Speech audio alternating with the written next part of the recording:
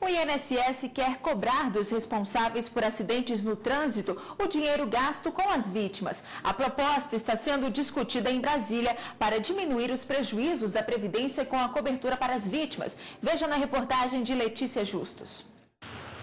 Todo trabalhador com carteira assinada contribui com 8 a 11% do salário por mês para o INSS. As empresas pagam à Previdência o que faltar para chegar a 20% da folha dos funcionários. Os autônomos também podem contribuir. O pagamento garante 13 benefícios aos trabalhadores, entre eles aposentadoria, auxílios doença e acidente e pensão por morte. Mas em caso de acidente de trabalho por culpa da empresa, o INSS pode recuperar os gastos. A lei permite que a Previdência cobre da empresa o ressarcimento de tudo que foi pago. Agora, o INSS quer estender essa regra aos casos de acidente de trânsito e pedir o ressarcimento do que foi gasto com a vítima ao responsável pelo acidente. O assunto está sendo discutido no Congresso Brasileiro de Direito Previdenciário. O encontro realizado em Brasília termina no sábado. O governo alega que a sociedade não tem que arcar com esses gastos. Só que o pedido de ressarcimento tem que ser feito pela Justiça, o que deve aumentar ainda mais o número de processos sobre o INSS, que já é considerado um dos maiores litigantes do Judiciário. Na prática, alguns especialistas acreditam que a Previdência pode enfrentar dificuldades na hora da cobrança, já que será preciso comprovar a culpa pelo acidente. Outra preocupação é que a medida abra precedente para que o INSS passe a ser ressarcido em outros casos. Sem dúvida, me parece que isso pode gerar também um certo exagero nessa linha de raciocínio, tentando responsabilizar toda e qualquer pessoa por qualquer acidente que venha provocar alguma incapacidade. Um vizinho, por exemplo, que de maneira distraída provoca um acidente com o carro saindo da garagem e gera uma incapacidade no outro vizinho, coisas do tipo.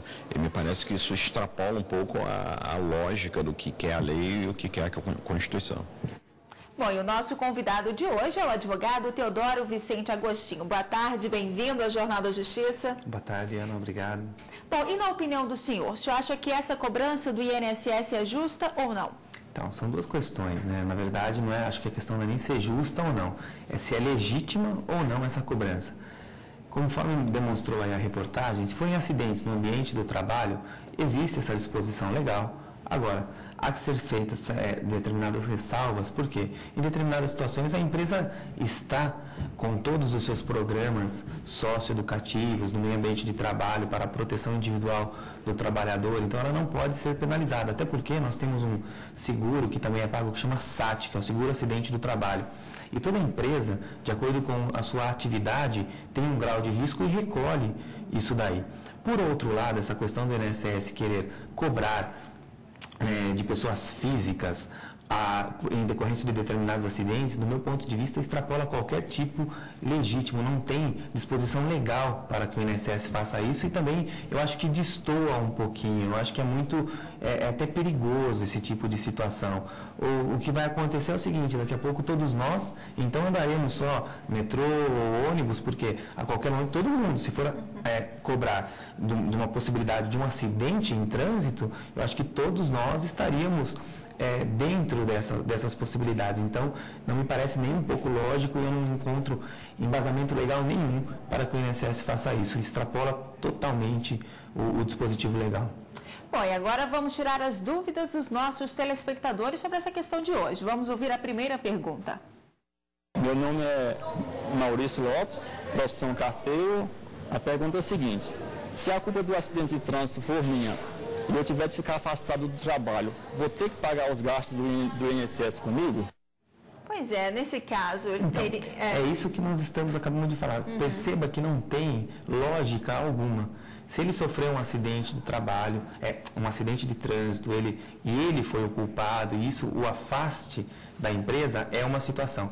Ele está coberto pela Previdência Social, fará jus, né, o Maurício, ao auxílio doença. Agora, além disso, então, para ele ter o auxílio doença, ele terá que pagar mais uma vez o INSS, porque enquanto trabalhador ele é obrigado a contribuir. E se ele já contribuiu, ou seja, então ele fará duas contribuições? Não tem esse tipo de risco, na minha opinião. É totalmente irracional e ilógico por parte do INSS esse tipo de notícia ou esse tipo de questão. Pois é, e como é que ocorre essa questão da cobrança do INSS? Todo trabalhador é obrigado a fazer essa contribuição? Sim, Ana, todo trabalhador, de acordo com como é o nosso regime previdenciário, todo mundo que trabalha é obrigado a contribuir. Eu não tenho a facultatividade ou a liberalidade de falar, olha, eu quero contribuir ou não para o INSS. Ao contrário, se eu trabalho, desde que seja um trabalho formal, eu sou obrigado a contribuir sim para o INSS. Quais as consequências para quem não fizer essa contribuição? Então, a primeira consequência é, se eu não contribuo, eu não estou segurado. Se eu não estou segurado, se vir a acontecer qualquer coisa comigo, no sentido, se eu ficar doente, ou inválido, ou eu morrer, eu não terei os benefícios correspondentes. No caso, auxílio-doença, aposentadoria por invalidez e pensão por morte. Meus dependentes estarão descobertos, por quê? Porque eu não contribuí. O INSS, na verdade, a Previdência Social, ela é uma espécie de um seguro. Você paga mensalmente para que, se aquele risco acontecer, você está coberto. Ok, vamos tirar agora mais uma dúvida de um telespectador. Confira. Meu nome é Ramon Xavier, sou analista de sistemas. Em caso de acidente de trabalho provocado pela empresa, o pedido de ressarcimento vem do INSS ou do trabalhador?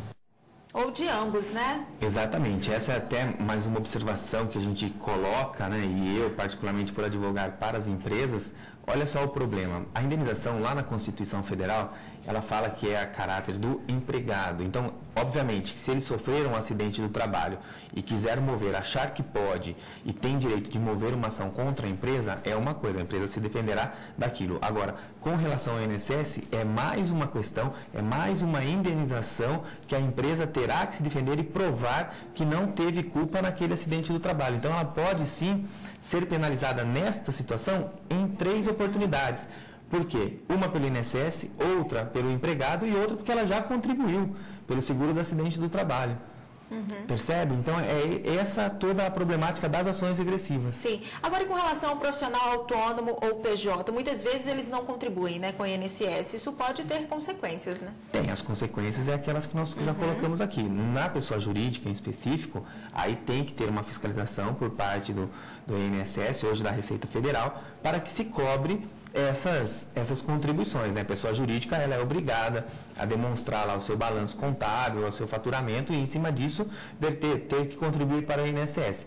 O autônomo, ele também é obrigado a contribuir, mas na prática nós observamos que isso não ocorre e aí cabe a fiscalização cobrar essas pessoas. A consequência lógica é, a primeira, ter que pagar por esse período não contribuído e, segundo, se vir a ocorrer qualquer situação com eles no decorrer dessa não contribuição, eles não estarão assegurados pela Previdência Social.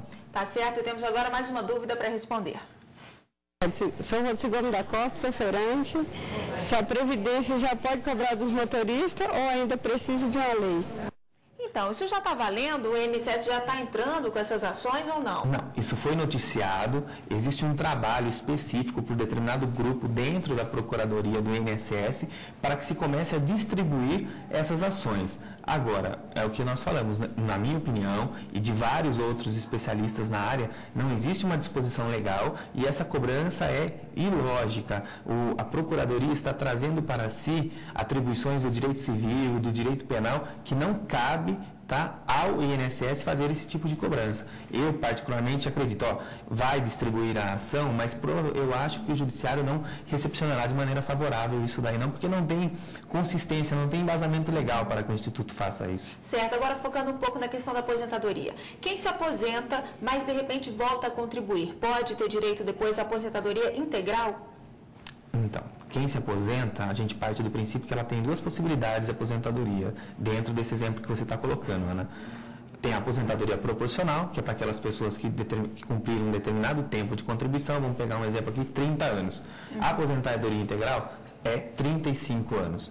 Se ela já se aposentou e continua trabalhando, como eu falei, ela tem obrigação de contribuir.